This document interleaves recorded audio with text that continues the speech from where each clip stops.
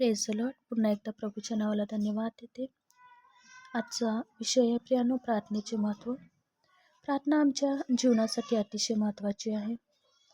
प्रार्थना हा आमच्या जीवनाचा भाग असणे गरजेचे आहे प्रियानो. त्याच्यासाठी आम्ही प्रभूचं काही वचन पाहणार आहोत. लूकाचा 11वा अध्याय आणि 5 ते 13 वचनामध्ये. मग त्याने त्याला म्हटले, तुमच्यामध्ये असा कोण आहे की त्याला मित्र असून तो त्याच्याकडे मध्यरात्री जाऊन त्याला म्हणतो, मित्रा, मला 3 भाकरी उसण्या दे, कारण माझा एक मित्र प्रवासाहून माझ्याकडे आला आणि त्याला वाढायला माझ्याजवळ काही नाही. आणि तो आतून उत्तर देईल, मला त्रास देऊ नकोस, आता दार लावले आहे, माझी मुले माझ्याजवळ निजली आहेत, मी उठून तुला देऊ शकत नाही. मी तुम्हाला सांगतो, तो त्याचा मित्र आहे, त्यामुळे जरी तो उठून त्याला देणार नाही तरी त्याच्या आग्रहामुळे त्याला पाहिजे तितक्या भाकरी तो उठून त्याला देईल. मी तुम्हाला सांगतो, मागा म्हणजे तुम्हास दिले जाईल, शोधा म्हणजे तुम्हाला सापडेल, आणि ठोका म्हणजे तुमच्यासाठी उघडले जाईल.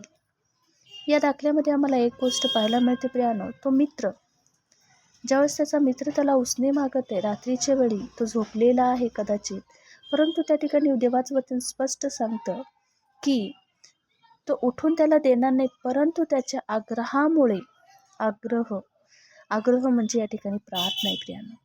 आम्ही ज्यावेळेस प्रभूकडे येतो, आमची ती प्रार्थना आग्रहाची असणे गरजेचे आहे. फक्त वरवरचा विश्वास असून उपयोग नाही, तर आम्ही ज्यावेळेस प्रभूकडे मागतो तेव्हा आमची ती प्रार्थना आग्रहाची प्रार्थना असली पाहिजे, की जेणेकरून प्रभू आम्हाला त्या प्रार्थनेचं उत्तर देईल. पुढे त्या ठिकाणी सांगितले की मागा म्हणजे तुम्हास दिले जाईल. आणि कोणाला मिळतं प्रियानो? जे मागतात. आणि कोणाला सापडतं? जे शोधतात. आणि कोणासाठी उघडलं जातं? तर जे ठोकतात. प्रियानो, हे त्या 3ही क्रिया खूप महत्त्वाच्या आहेत. आम्हाला जर हवा आहे तर आम्हाला मागितलं पाहिजे. आम्ही ज्यावेळेस मागू तेव्हा प्रभू निश्चित आम्हाला माघारी पाठवून देणार नाही. जसं त्या मित्राने, भले त्याचा मित्र रात्री आलेला होता, मध्यरात्री आलेला होता, परंतु त्याच्या आग्रहाच्या विनंतीमुळे त्या ठिकाणी त्याच्या मित्राने उठून त्याला भाकरी दिल्या प्रियानो. तसंच आमच्या जीवनामध्ये ज्यावेळेस आम्ही विश्वासाने प्रभूकडे येतो, आग्रहाची प्रार्थना करतो, त्याला मागतो, तेव्हा आमचा प्रभू आमच्या प्रार्थनेची उत्तरं देतो. दानिएलाच्या जीवनामध्ये आम्हाला पाहायला मिळतं प्रियानो, दानिएला ज्यावेळेस सिंहाच्या गुहेत टाकलं प्रियानो, त्याचं कारण होतं, कारण तो प्रार्थना करणारा व्यक्ती होता.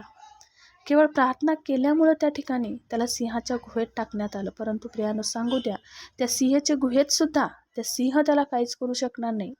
आणि केला नाही प्रभू, कारण तो प्रार्थनाशील व्यक्ती होता. त्याच्या प्रार्थनेने त्याला त्या सिंहाच्या गुहेत सुद्धा वाचवलं प्रियानो.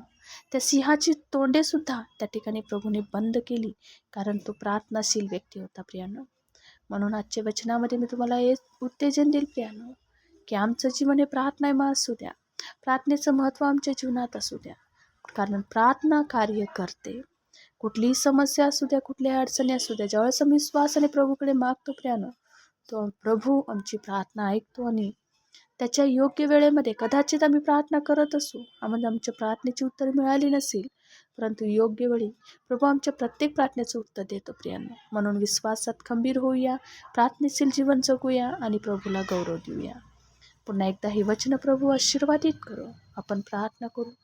स्वर्गीय पित्या, तुला धन्यवाद देते, तुझी स्तुती करते.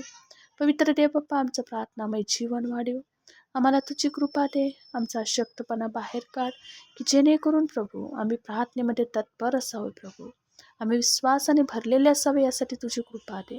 आमचा प्रत्येक वीकनेस तू काढ आणि तुझ्या प्रार्थनामय जीवनामध्ये आमची वाढ कर. प्रभू तुला धन्यवाद देत, तुझी स्तुती करत येशूच्या नावात ही प्रार्थना विनंती करते, म्हणून तू आहे. आमेन. धन्यवाद.